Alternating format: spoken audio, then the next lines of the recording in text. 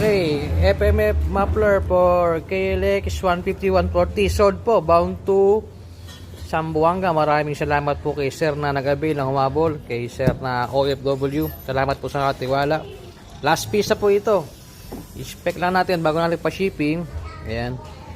Sa mga nagtatanong po ulit ng sound check, wala po tayong sound check at hindi pwedeng masunog yung tambucho.